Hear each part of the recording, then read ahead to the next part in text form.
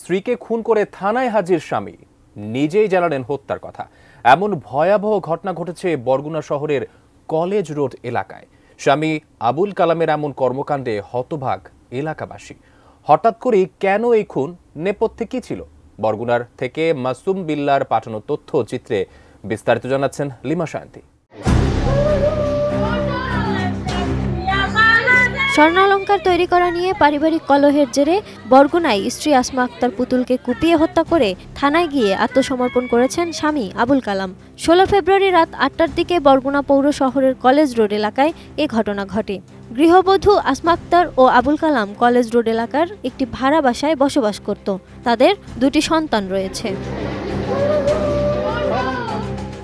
স্থানীয় প্রতিবেশী ও পুলিশ সূত্রে জানা গেছে, বরগুনা পৌর শহরের গ্যাস সিলিন্ডার ও জ্বালানি তেলের ব্যবসা করতেন আবুল কালাম। চলতি বছরের শুরুর দিকে তারা কলেজ রোড এলাকায় একটি ভাড়া বাসায় বসবাস করতে শুরু করেন।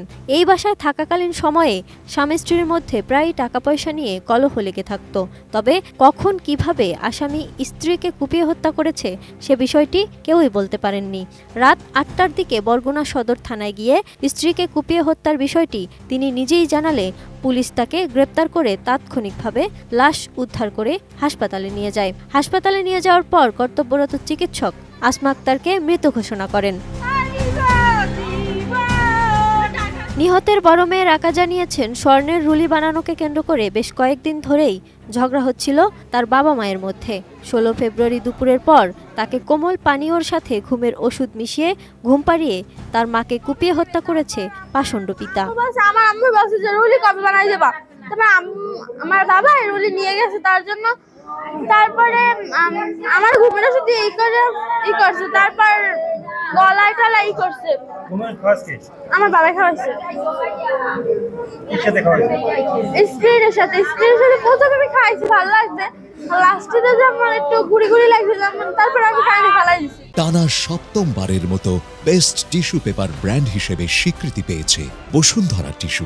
এমন ঘটনায় নিহতের মা শোকে ভেঙে পড়েছেন। তিনি জানান, তার মেয়ে বারবারই তার মাকে নিজের নিরাপত্তাহীনতার কথা জানিয়েছিল।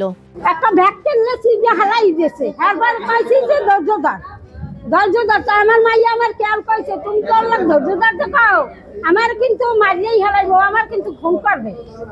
আমি কই আল্লাহর উপর ভরসা রাখ।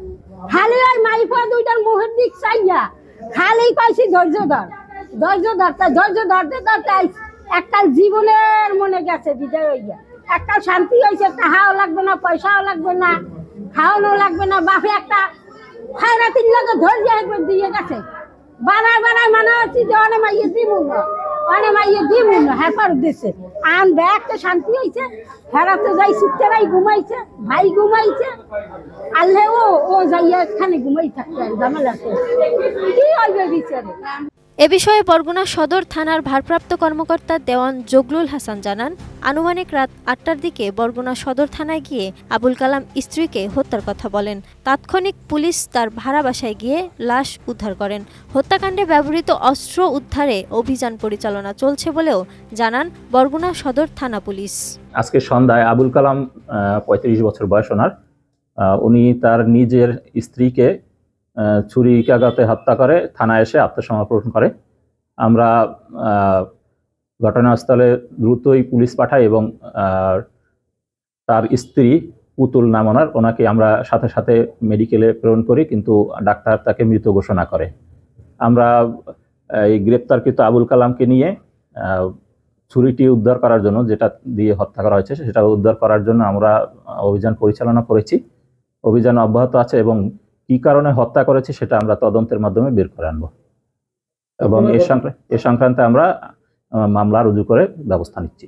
এমন ভয়াবহ হত্যাকাণ্ডের ঘটনায় বরগুনা পৌর শহরের পুরো কলেজ রোড এলাকা জুড়েই আতঙ্ক বিরাজ করছে। Lima Sayanti, ATN news.